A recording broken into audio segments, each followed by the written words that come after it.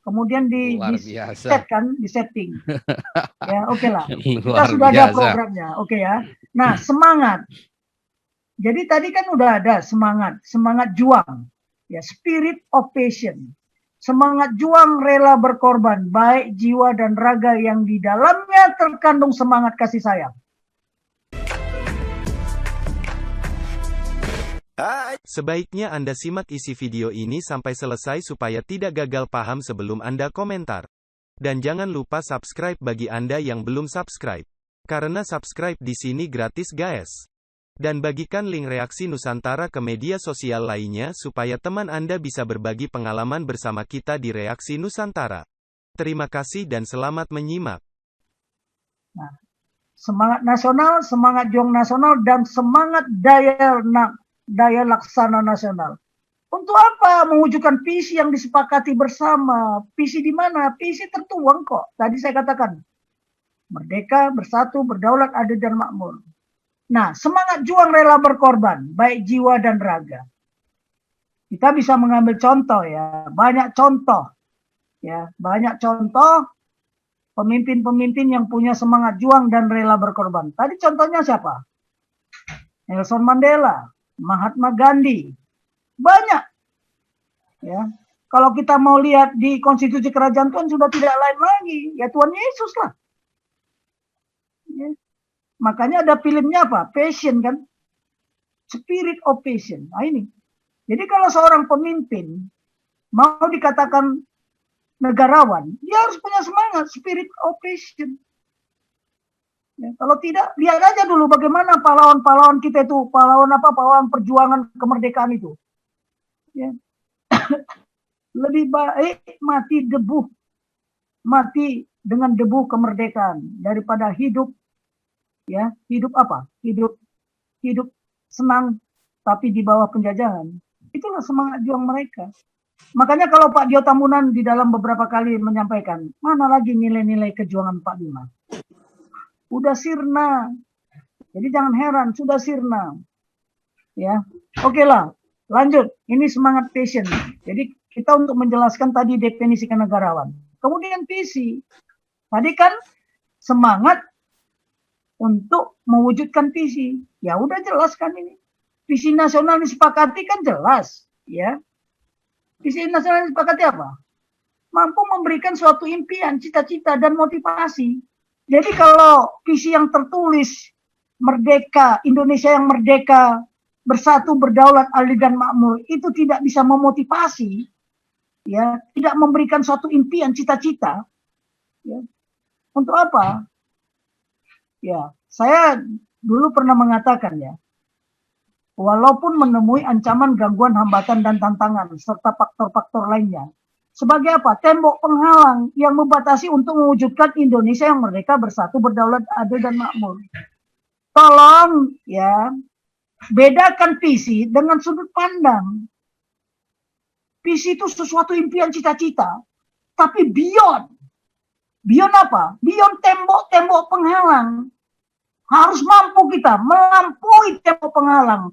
Ya, walaupun ada ancaman, gangguan, hambatan, dan tantangan. Entah faktor lain apalagi pun sebagai tembok penghalang. Itu namanya visi. Sekarang persoalannya kita sudah sampai nggak ke Indonesia yang merdeka, bersatu, berdaulat, adil, makmur.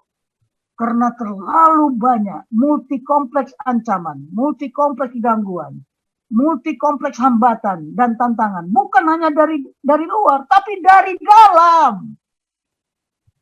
Yang penghalang, tapi kita belum mampu beyond. Melampaui itu semua. Kita masih berbenturan gitu loh. Kita tidak mampu melompati. Itulah visi. Beda dengan sudut pandang. Hati-hati loh, visi dengan sudut pandang. Kalau sudut pandang, itu fungsi dari mata. Sejauh mata kita memandang. Sementara visi, itu lahir dari mana? Dari hati nurani. Hati nurani, muncul pemikiran, muncul jadi keperkataan gitu loh. Yang harus dirumuskan. Baiklah ini visi ya. Jadi seorang pemimpin negarawan nggak punya visi, udahlah negara ini hanya berbenturan aja. Ya, berbenturan dengan apa? Ancaman, gangguan, hambatan, dan tantangan yang kita buat sendiri ya, buat sendiri. Oke, lanjut. Setelah visi itu apa gitu loh. Nah, ini lanjut Pak, slide ke-11. Nah, visi itu tanpa keyakinan ya nggak bisa. Jadi seorang pemimpin itu harus memiliki keyakinan juga, core belief bahwa Pancasila sesuai amanat konstitusi pembukaan Undang-Undang 45 mampu mewujudkan visi yang disepakati seluruh anak bangsa. Karena di dalamnya terkandung apa? Tujuan nasional, tugas nasional, strategi nasional, wawasan nasional, ketahanan nasional, dan kepentingan nasional. Jadi dengan visi tadi, ya, yang sudah kita cita-citakan itu, seorang pemimpin harus memiliki keyakinan bahwa Pancasila satu-satunya ideologi berbangsa dan bernegara. Amanat konstitusi pembukaan Undang-Undang Dasar satu-satunya konstitusi di negara kesatuan Republik Indonesia. Tanpa itu, mohon maaf, kita akan tercerai-berai. Kita akan bubar. Karena ini mindset ini. Kalau bicara keyakinan itu di hati dan pikiran loh ya. Oke, lanjut. Kita masuk ke slide 13-nya. Udah mau menghabisin. Nah, kita sudah mengatakan kan, tujuan nasional itu apa? Tadi kan ada tujuan nasional. Adalah keutuhan dan tetap tegaknya negara kesatuan Republik Indonesia. Serta utuhnya apa? Jati diri bangsa Pancasilais yang setia tanpa akhir kepada apa? Amanat pembukaan konstitusi Undang-Undang Dasar 1945. Tapi tolong ya, kita ini konstitusi Undang-Undang Dasar 1945 ini yang mana yang mau dipakai? Karena banyak sekali. Ya, karena banyak sekali. Tetapi saya katakan amanat pembukaan konstitusi Undang-Undang Dasar 1945 yang disahkan tanggal 18 Agustus, 1 hari setelah Indonesia merdeka. Nanti kita rumus sudah saya sampaikan kan. Dan kita mempunyai tujuan nasional. Tujuan nasional itu apa? Itu merupakan satu motivasi loh, perwujudan semangat juang yang harus dicapai melalui penghayatan, ya. Melalui penghayatan, pengamalan, pelaksanaan apa? Execution tugas pokok nasional, national mission. Ya. Tanpa adanya tujuan nasional, kita tidak akan, ya, akan terbangkit. Bagaimana kita untuk merupakan suatu motivasi ya. The power of purpose. Ya, kekuatan suatu tujuan itu luar biasa. Ya coba kalau tanpa utuh negara, keutuhan dan tetap negara kesatuan Republik Indonesia, apakah bisa kita mewujudkan cita-cita, mewujudkan cita-cita tadi, visi nasional tadi? Nggak bisa dong, harus utuh. Nah utuh ini tetap tegaknya negara kesatuan Republik Indonesia, tolong diwaspadai. Kita bicara negara kesatuan Republik Indonesia, kata-kata kesatuan itu bukan hanya bentuk negaranya, tapi satu kesatuan karakter juga. Ya, nah ini ya pelaksanaan tugas pokok nasional, national mission. Nah, national mission itu ada di mana? Ada di pembukaan juga. Coba lanjut slide 14, Pak Paul. Nah ini, ya saya katakan tadi ada 5 tugas ya, merupakan tugas utama yang secara khusus loh. Kalau di militer itu namanya tugas khusus. Khusus diamanatkan oleh konstitusi. Tugas melindungi segenap bangsa Indonesia. Tugas melindungi seluruh tumpah darah Indonesia. Tugas memajukan kesejahteraan umum. Tugas mencerdaskan kehidupan bangsa. Tugas ikut sertanya bangsa Indonesia melaksanakan ketertiban dunia yang berdasarkan kemerdekaan, perdamaian abadi, dan keadilan sosial. Ada 5 tugas ini. Tapi ini tugas pokok masih harus dijabarkan dan diimplementasikan melalui analisa untuk menemukan apa?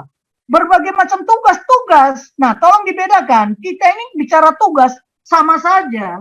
Tapi kalau di luar negeri dibedakan. Ada namanya mission, ada namanya task. Saya kasih contoh sedikit di sini ya. Tugas melindungi segenap bangsa Indonesia. Kalau kita melindungi berarti ada ancaman. Ada gangguan, ada hambatan dan tantangan. Nah sekarang contoh, melindungi segenap bangsa Indonesia. Ancamannya apa? Ancaman militer dan ancaman non-militer, ancaman tradisional, ancaman non-tradisional. Melindungi ancaman non-militer lah, katakan serangan virus COVID-21. Nah, itu ada tugas kan? Tugasnya menjadi tanggung jawab siapa? Lah harusnya ini tanggung jawab Menteri Kesehatan. Seharusnya sebelum terjadi, bukan sudah terjadi baru panik semuanya. Ya, harusnya responsif, bukan spontanitas. Nah, itu salah satu contoh. Melindungi seluruh tumpah darah Indonesia. Bayangin melindungi seluruh tumpah darah Indonesia dari Aceh sampai Papua, dari Miangas sampai Pulau Rote. Bagaimana kita melindunginya? Kita harus merumuskan dulu tugas-tugas apa yang harus dikerjakan. Memajukan kesejahteraan umum. Contoh ini, memajukan kesejahteraan umum. Tadi Pak Paul sudah ngutik-ngutik sedikit. Waduh, jangan sampai Nias itu terjadi proses islamisasi gara-gara uang 1,5 juta. Artinya apa? Bagaimana kita memajukan kesejahteraan umum di sana? Makanya masih ada nggak pemimpin negarawan di sana?